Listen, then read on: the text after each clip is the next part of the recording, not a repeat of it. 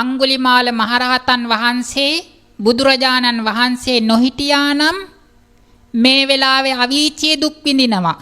තමන්ගේ මව ඝාතනය කරලා. බුදුරජාණන් වහන්සේගේ මහා කරුණාව නිසා අඟුලිමාල මහරහතන් වහන්සේ අපාය දුකින් විතරක් නෙවෙයි මුළු සංසාර දුකින් මත මිදිලා අද නිවනේ සැනසෙනවා. බුදුරජාණන් වහන්සේගේ ශාසනයක මහිමය. එතකොට බුදුරජාණන් වහන්සේගේ ශාසනය ලංකාවට ලැබුණේ බුදුරජාණන් වහන්සේ පිරිනිවන් පෑවමත් පසුවයි. බුද්ධ පරිනිර්වාණයෙන් පස්සේ 236 වෙනි අවුරුද්දේ තමයි ලංකාවට බුදුදහම අරන් ආවේ. බුද්ධ පරිනිර්වාණයෙන් පස්සේ අවුරුදු 236 වෙනි අවුරුද්දේ තමයි ලංකාවට බුදුදහම අරගෙන ආවේ. එතකොට බුදුරජාණන් වහන්සේ පිරිනිවන් පාලත් ගොඩක් කල් ගිහිල්ලා. එතකොට බුදුරජාණන් වහන්සේ අවුරුදු 45ක් මුළුල්ලේ දේශනා කරපු උපදේශ සමූහයට කියනවා ත්‍රිපිටක බුද්ධ වචනය කියලා. තවත් විදියකට කියනවා නම් ධම්ම විනය කියලා දෙවදෑරුම් වෙනව නේද? දෙවදෑරුම් වූ ධම්ම විනය. පිටක වශයෙන් නම් සූත්‍ර පිටකය, විනය පිටකය, අභිධර්ම පිටකය කියලා තුන්වැදෑරුම් වෙනවා.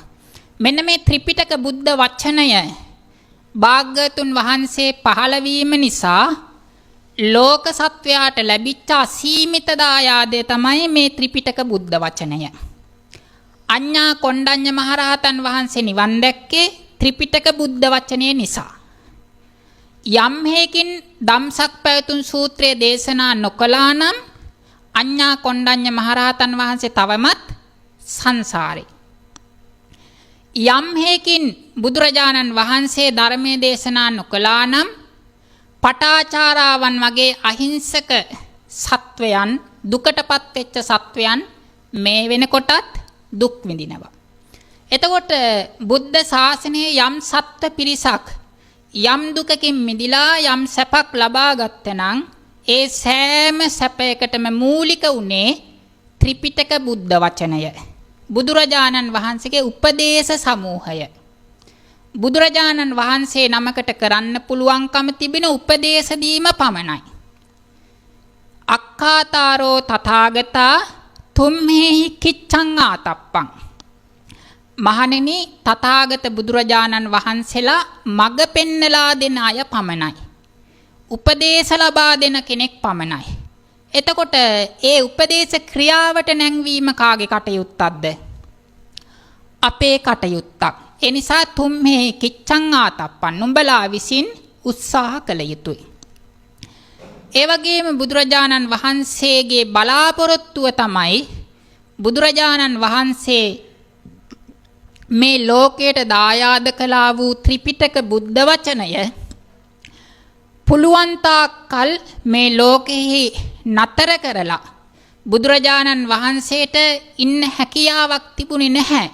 මොකද හේතුව සබ්බේ සංඛාරා අනිච්චා, සබ්බේ සංඛාරා දුක්ඛා, සබ්බේ ධම්මා අනාත්තා. සියලු සංස්කාර ධර්මයන් දුක්ඛ ධර්මයෝය. ඒ බව ඉක්මවන්න බුදුරජාණන් වහන්සේටවත් හැකියාවක් තිබුණේ නැහැ. සියලු සංස්කාර ධර්මයන් අනිත්‍ය වූ ධර්මයෝය. ඒක නිත්‍ය කරන්න හැකියාවක් බුදු කෙනෙකුටවත් නැහැ. සියලු ධර්මයෝ අනාත්ම වූ ධර්ම. ඒක ආත්ම කරන්න හැකියාවක් නැහැ. මෙන්න මේ අනිත්‍ය දුක්ඛ අනාත්ම කියන ලෝක ධර්මතාවයට බුදුරජාණන් වහන්සේට මුහුණ දෙන්න සිද්ධ වුණා. නමුත් බුදුරජාණන් වහන්සේට උවමනාව තියෙනවා මේ තුන් ලෝක ධාතුවේ ඉන්න සත්වයන්ට තව බොහෝ කාලයක් අර්ථයෙන් ධර්මයෙන් සේවය කිරීමට. මොකද බුදුරජාණන් වහන්සේ බොහෝ කාලයක් දුක් විඳනේ මේ උපදේශ දීම සඳහා නේද? සාරා සංඛේය කල්ප ලක්ෂයකට තරම් අධික කාලයක් සතර මහා සාගරයේ ජලයට වඩා අධික ලේ දන් දීලා, මේ මහා පොළවේ පස් වලට වඩා අධික මස් දන් දීලා, අහසේ පායන තරු කැටවලට අනන්ත ඇස් දන් දීලා මේ වගේ මොනතරම් දුක් විඳද නේද? මේ සෑම දුකක්ම විඳීමේ මූලික පරමාර්ථය තමයි පරේසන් ධම්ම දේශනත්ථ අත්ථමේව පාරමියෝ පූරේසින් අන්‍ය වූ සත්වයන්ට ධර්ම දේශනා කිරීම කියන එකම බලාපොරොත්තුවෙන් තමයි මේ හැම දුකක්ම දරාගත්තේ. එතකොට එහෙම දුක් විඳලා මේ ලෝක සත්වයාට දායාද කළ ත්‍රිපිටක බුද්ධ වචනය බොහෝ කාලයක් පැවැත්වීම තමයි බුදුරජාණන් වහන්සේගේ අභිලාෂය වුණේ. එනිසා බුදුරජාණන් වහන්සේ නොයෙක් අවස්ථාවල භික්ෂූන් වහන්සේලා එක්රැස් කරලා මේ ධර්මයේ වටිනාකම පෙන්වලා දුන්නා. එහෙම එක අවස්ථාවක් තමයි පරිනිර්වාණ අවස්ථාවේ තමන් විසින් දේශනා කරන ලද මේ ත්‍රිපිටක ධර්ම සමූහයට ලොකු වටිනාකමක් දුන්නා. කොහොමද වටිනාකමක් දුන්නේ? ආනන්දය නොඹලාට හැඟෙන්න පුළුවන් මම පරිනිර්වාණයෙන් පස්සේ මේ ශාසනය ගුරුවරයෙක් නැති ශාසනයක් කියලා, ශාස්ත්‍රෝ කෙනෙක් නැති ශාසනයක් කියලා නුඹලාට හැඟෙන්න පුළුවන්. මා හේවං ආනන්දේවන් දට්ඨබ්බං. ආනන්දසේ හිතන්න එපා. එහෙම වෙන්නේ නැහැ. එතකොට කොහොමද එහෙම වෙන්නේ නැත්තේ?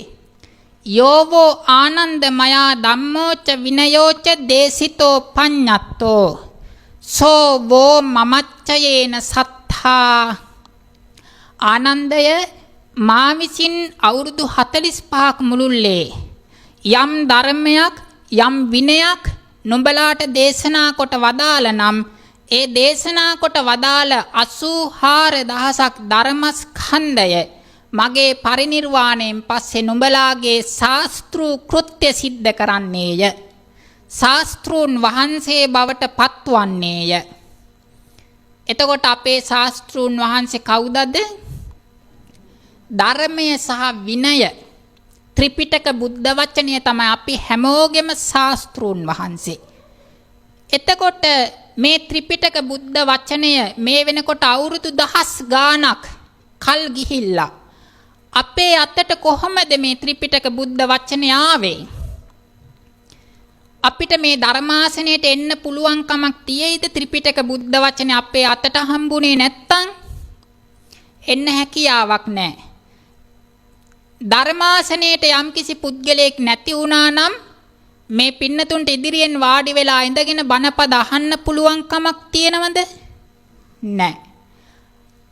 දේශකයාණන් වහන්සේලාට ධර්මයේ දේශනා කිරීමටත් අහන පින්නතුන්ට ධර්මය ඇසීමටත් වාසනාවට හේතුව තමයි මෙච්චර කාලයක් කිසිදු වෙනසකට පත් කරන්නේ නැතුව මේ ධර්මය විනය කියන ත්‍රිපිටක බුද්ධ වචනය අපේ මුතුන් මිත්තෝ ආරක්ෂා කරගෙන ආපු බව, අපේ මුතුන් මිත්තෝ මේ ත්‍රිපිටක බුද්ධ වචනය ජීවිත පරදුවට තියලා ආරක්ෂා කරගෙන ආවේ නැත්තම් මට මෙතන වටාපතක් තියාගෙන වාඩි වෙන්න පුළුවන් කමක් නැහැ. මේ පින්නතුන්ට වැඳගෙන මේ ධර්මය අහන්න විදියක් නැහැ. මේ සෑම වාසනාවම ලැබුණේ අතීතයේ අපේ මුතුන් මිත්තන්ට පින් සිද්ධ වෙන්න. පැහැදිලිද?